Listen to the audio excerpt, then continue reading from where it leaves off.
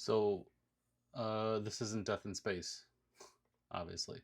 Not even like a little bit. Um, Death in Space might be a little bit harder to set up than I thought it would. Um, had a little bit of difficulty finding the time to, just read the book. I think I'm just going to start taking it to the office and letting my nerd flag fly. Why not, right?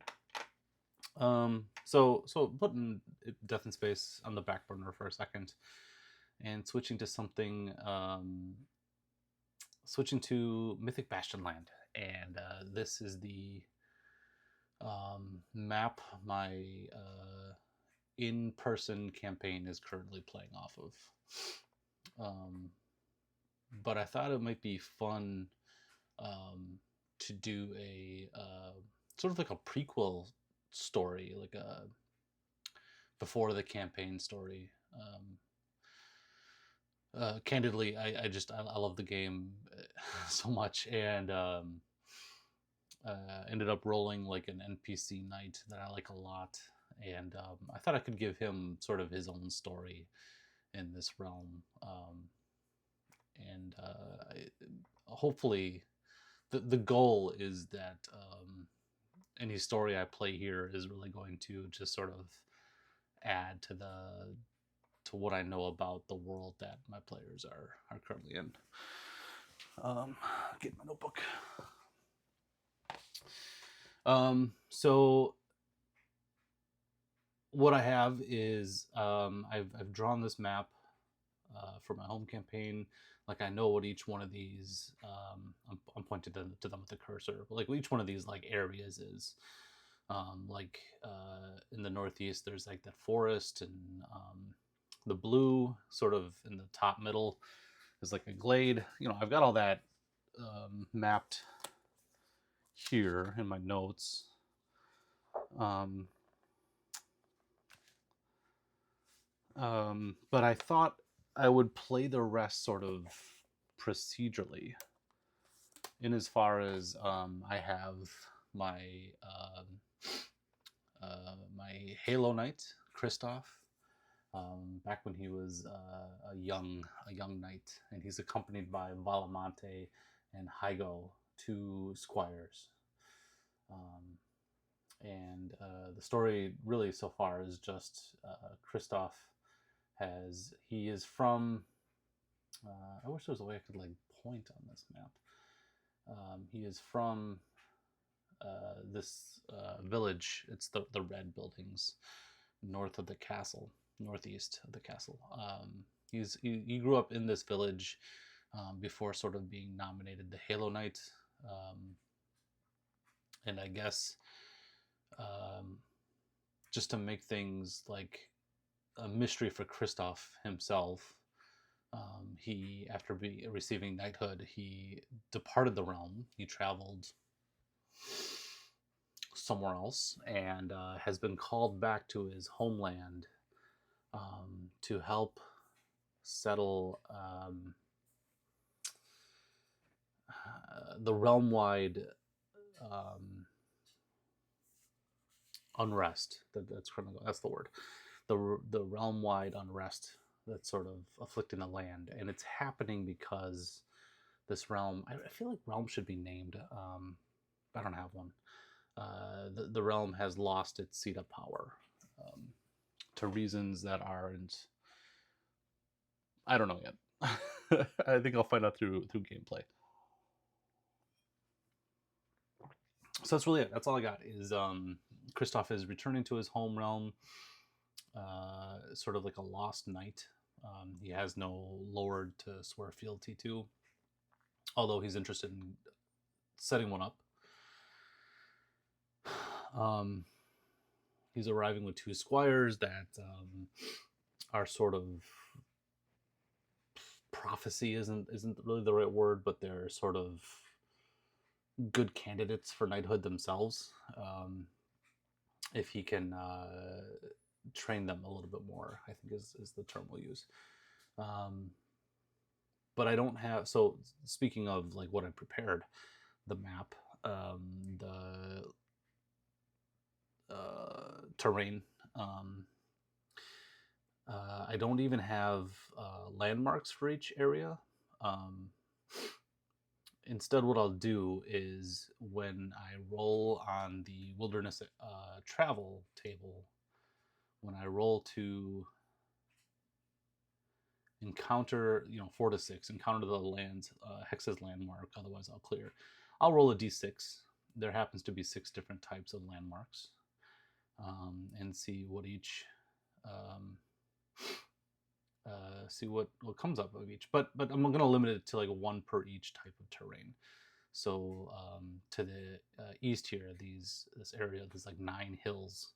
There's 1 landmark in the 9 hills somewhere. I don't know what the landmark is, and I don't know where it is specifically. The first time I roll a 4 through 6 in these 9 hexes, that's what the landmark will be. Omens, we're going to roll for randomly.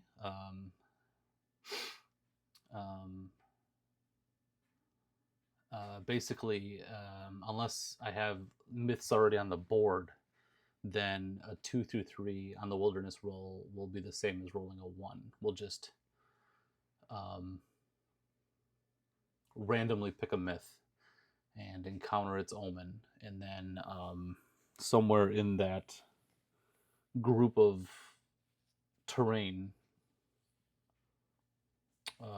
will be the myth, I think. And I'm going to let myths sort of like hop around until I can like triangulate where they are. I think I'll just mark the map where I encounter omens. I think besides that, we're ready to begin. We have Christof and his party down here. This is a knight chess piece. I don't know if it's very clear. Maybe if I remove the border. Yeah. Christof and his 2 squires arrive in the southeast corner of the realm. It's kind of a weird way to describe it. I want to get my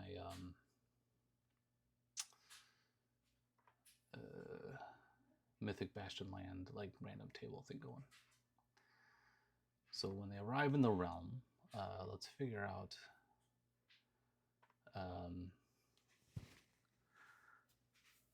the weather is showing thin warmth. So to me that is like a majority of actually the opposite. There's a sort of a cutting wind that sort of inhibits any sort of warmth to grow in this sort of beleaguered party. And in the like up in like the highest points of the sky that they can see, there's almost, if you kind of squint at them or let your eyes go a little lax, the clouds have like a weird violet tinge to them. Christof is a young knight.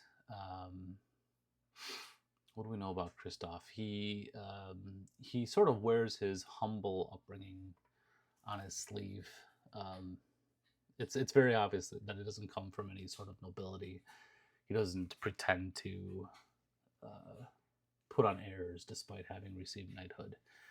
Instead, he is comfortable being a little, letting his hair grow out a little bit longer, a little bit wilder. He's comfortable, having a little bit of a 5 o'clock shadow. They say like beards are the mark of a barbarian in terms of chivalry. True knights are clean shaven. Not so for Christof. He is only just starting to show signs of age. Maybe his hair is going a little bit lighter around his temples. Maybe if you look closely, you might find a gray strand or 2 in his beard. Just starting, he's got the start of crow's feet. The result of an easy smile. Christof is quick to smile. He rides a wild steed. by the name of Alto. And I really don't have much else for Alto in my mind at this point. Just the Halo Knight rides a wild steed that doesn't let other people ride it. Otherwise, he's accompanied by Valamonte, a squire who we know he's tall, though he's extremely naive. And for as naive as he is, he's also extremely cynical. He's quick to doubt any sort of circumstance he's in. And bringing up third in line is Hygo. Hygo, who is known to pry into private affairs. He's inquisitive to a fault. He doesn't try to hide his prosthetic leg. I picture he has a peg leg, maybe from the knee down. And the other thing about Hygo, I'm going to call him Hugo. He loves to gamble. So maybe he's last in line because he's busy looking over a deck of cards, Alien Initiative cards. No, a deck of sort of weather-beaten and hand-painted playing cards, the kind that would usually belong to like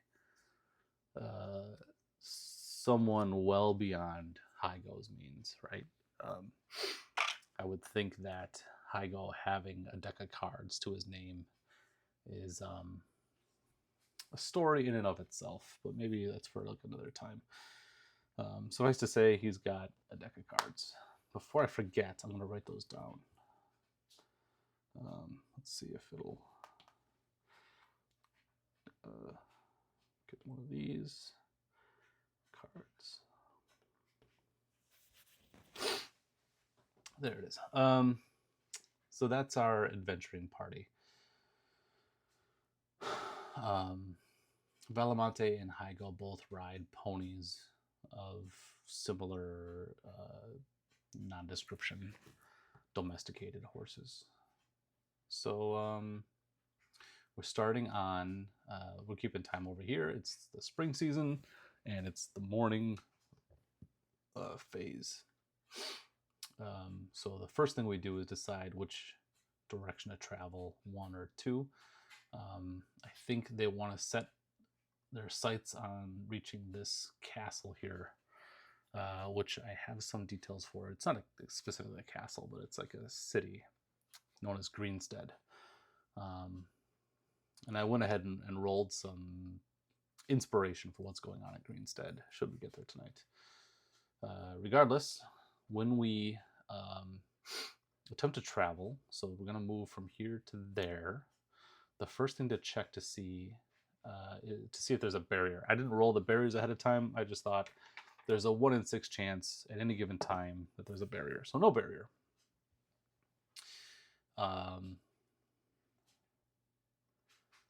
So they're able to move into the afternoon phase. When ending a phase in wilderness, roll. So let's see what they encounter. The Hex's landmark. Well, that showed up quick. Actually kind of makes sense. It's a 3. So 1, 2, 3. There is a monument here. So I'm going to go ahead and drop the monument. Right there. Oops. Let's get that out from under. It was probably a smarter way to do that. And my next question is, what kind of monument is it? Let's check the tables.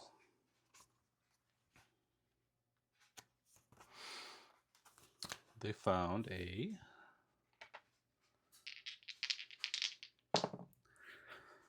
$4.11 sun garden. Okay, so here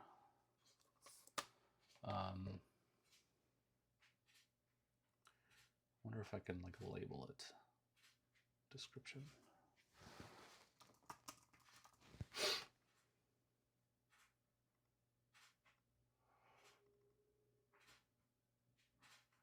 That doesn't really help.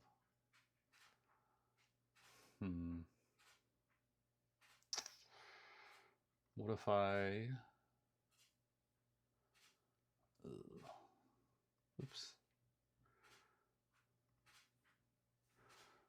Did this.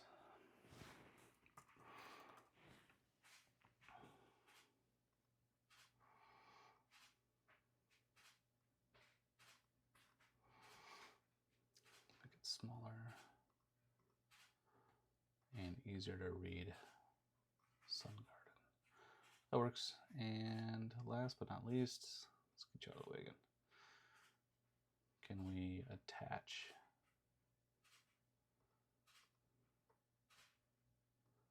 Oof, that looks terrible.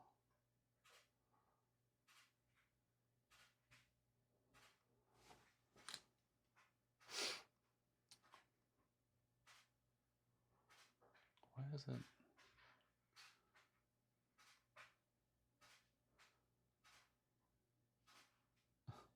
I hate that it's like going to like the middle of it. What if we... Ugh, they're all like that. Okay, fuck that. All right, what's a sun garden? Oh, I can't get rid of it. Riveting stuff, I'm sure.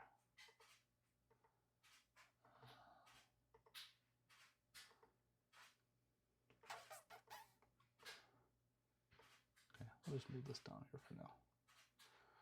All right, they arrive at the sun garden. Let's get some more prompts here. Monuments. Oh, I could have just rolled on this table. Interesting.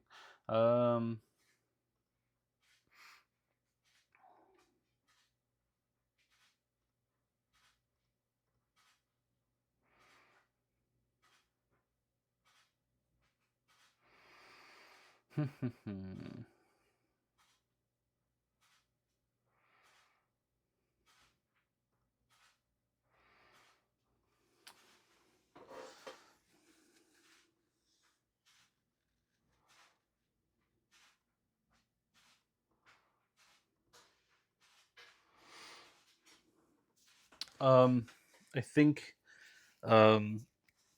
basically what we're seeing is Christof, Valamonte, and Hugh and Hygo sort of immediately descend into an area in this. It's a forest of some kind, right? Just checking my map. Sparse forest, yeah. So it's easy to see through thin trees, like thin groupings of trees, a I picture like almost like a basin hand carved into the ground and carved enough that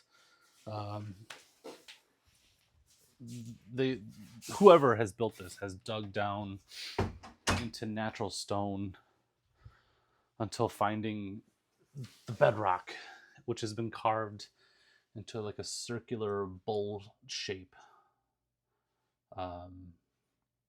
which, although this is called the Sun Garden, accumulates some rainwater and has formed sort of like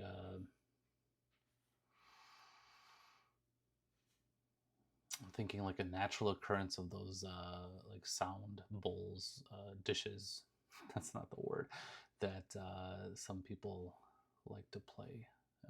There's sort of like a resonance here. It's calm and tranquil, almost unsettling for being that. Are they alone here? I'm looking for like a yes or no question. I guess that would be a luck roll in this game. A luck roll, a d6. Yeah, but it's not a welcome. It's not a kind welcome. There's something troublesome here. Denied shaking. Um,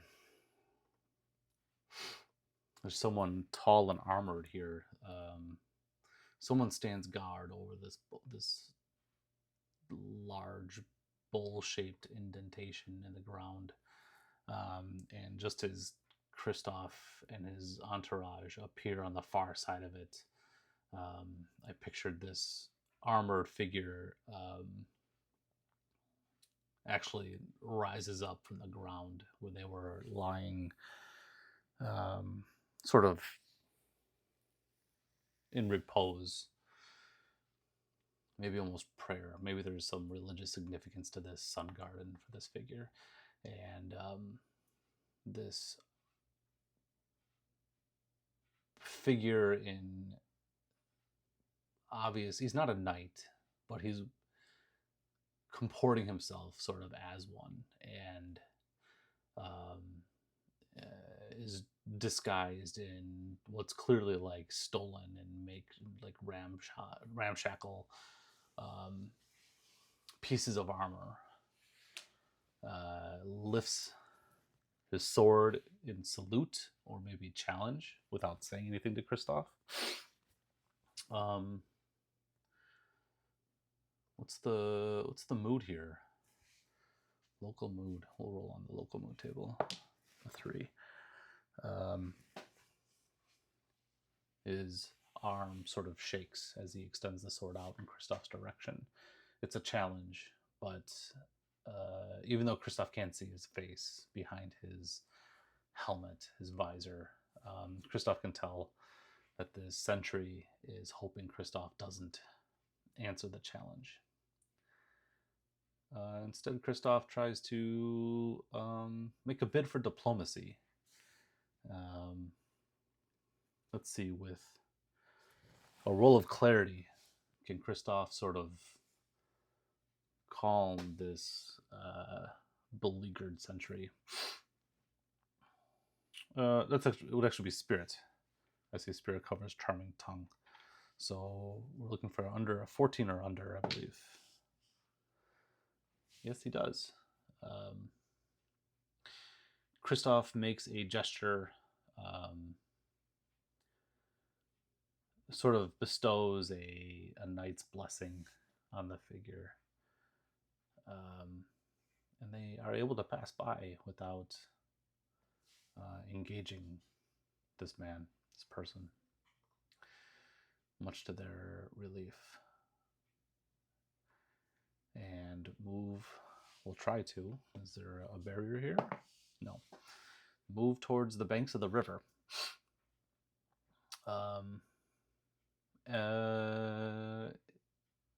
Let's see, is there an obvious way across this river? That's a luck roll. Oof, 2 is bad. 2 is, there is an old rope bridge, but the alto and the 2 ponies that the squires are riding are going to cause some problems. So with vigor checks between the knight and his 2 squires, they can get across the bridge without any hardship. So 15 for Christof, barely. And for Valamonte, needs a 9, nope. And that is also a no for Hugo. Both Valamonte and Hugo are able to get their ponies across, but not without some a couple bruises as they convince the young steeds across the way. So Valamonte here loses a point. He goes from 9 to 8 vigor, and Hygo from 5 to 4. I'm just going to rename him Hugo. Let's erase that and part of my 4 while I'm at it. Hugo. Not sure how fast. Oops. Oh, interesting. Okay. Freeform doesn't seem to update too quickly in the cloud. I'll make it work. Okay, So they cross the river and spend the evening on the northern shore, closer to their destination. So they're more like here, if it matters. And we rest where there's ample supply.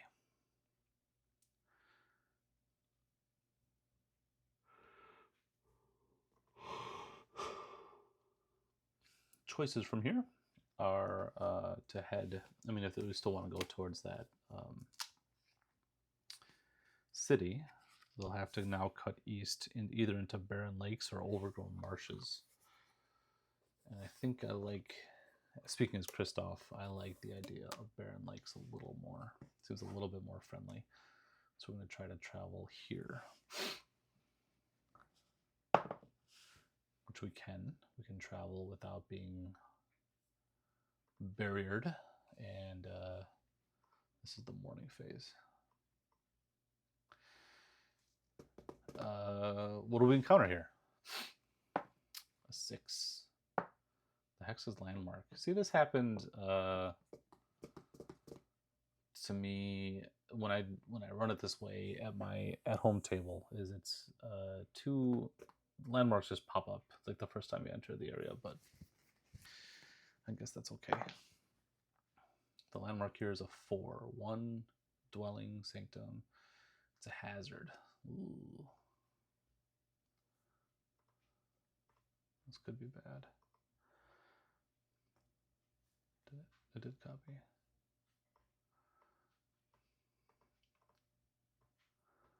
Why is it?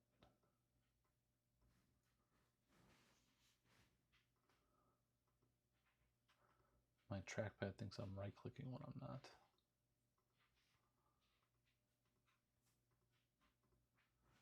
Turn it off and on again.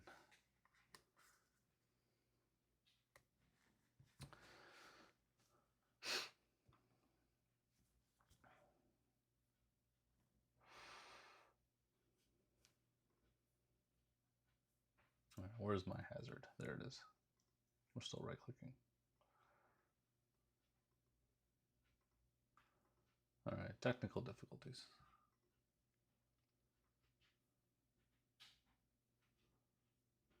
Going to the mouse.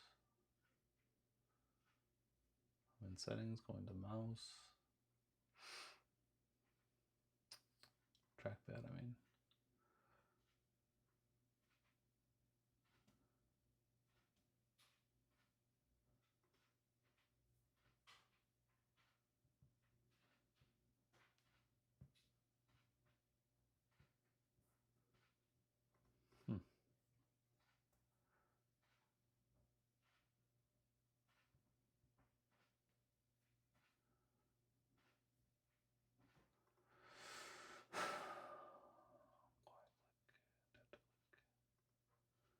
Secondary click with 2 fingers.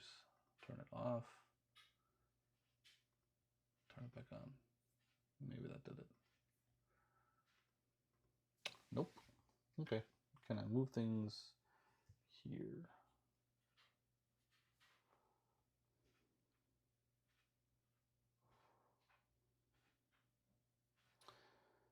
Front. Yes. Let's get my hazard over here.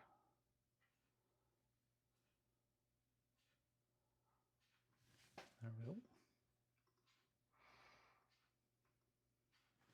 Okay, I'm gonna turn this trackpad off. It's bugging.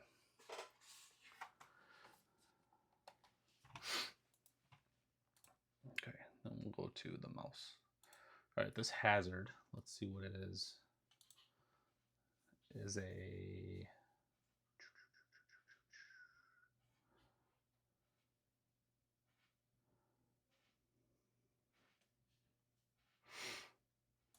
There.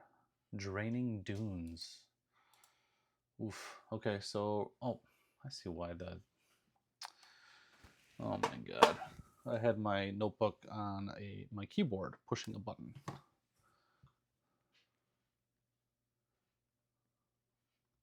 Yep. Anyone ever see Silicon Valley? All right, draining dunes. That's really hard to see.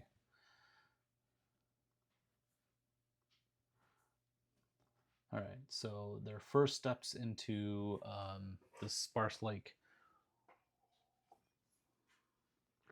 which I picture is a collection of very shallow lakes that, should the lakes ever be affected by a tide, maybe at a high tide, some of the lakes are connected. So it's really a matter of sort of threading between, on dunes, sand dunes, or what I think would be the term to go between the lakes.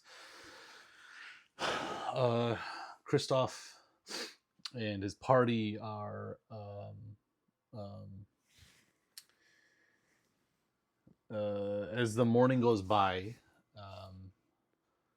the overhead sun starts to sort of bake down on them, evaporating the lakes around them, and they're beset by a terrible heat. So I'll call for vigor checks here again to get by. Oops, oof, almost dropped that. 10. Christof is able to endure. His two squires, again, are getting beat up. Excuse me. The sun's too much for them, and they burn and blister. Belamonte drops to 7 vigor, and Hugo to 3 out of 5. They're not looking too good. They are close to the breaking point here. If not for a safe haven to be sort of growing on their horizon, they would be calling for a break, There's no barrier as they travel further along, in dunes between these evaporating lakes. Belamonte and Hugo doing all they can to sort of, they wrap spare cloths around their heads and into makeshift hats. Even Christof is looking tired for the effort. And here in the afternoon, right? It's the afternoon now. Time. Mm-hmm. I rolled a 3 on this one. Encounter the next omen from the nearest myth. Something strange happens here at this lake. So our first myth, 8 and 6, or 6 and 8 rather. Let's get the book out. 6 and 8. Right? The elephant. Oh boy.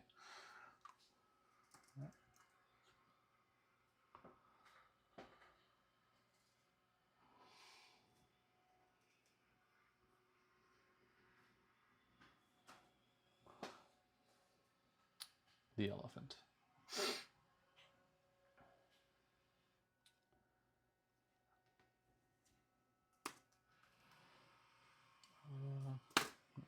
I don't want another screenshot, but I do want to duplicate this and then crop this down to, I'm making like a map token with the elephant.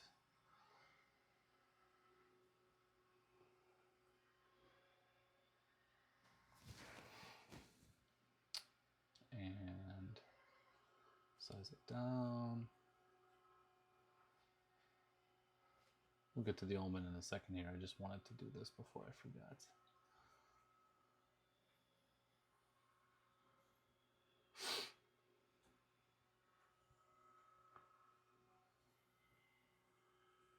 Perfect.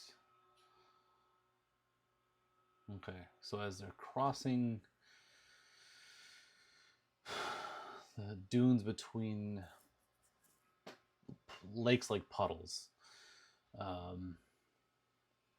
they're overtaken as a new knight starts parading past them with a column of armored soldiers, um, and sort of gestures. Uh, doesn't gesture down to Christof and his party, but she does sort of look down at them. I think kind of haughty, like, why are you moving awfully slow, Sir Knight, through these through this hot area. Um, Emboldened, uh, as the figure of the knight aboard the elephant marches for the castle or the holding past. Christof he's dragging his squires sort of by leads um, to the holding over here, barely keeping up with the elephant knight and her column of armored knights. And they arrive at the holding. We have a name for it. Let's get it. Greenstead. They arrive at Greenstead just shortly after the Elephant Knight. Let's see.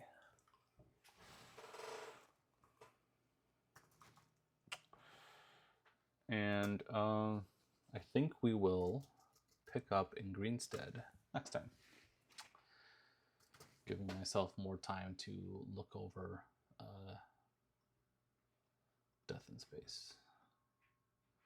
We have arrived in Greenstead with, I don't know, too soon to call it an ally, but we'll see. We'll see what's waiting in there.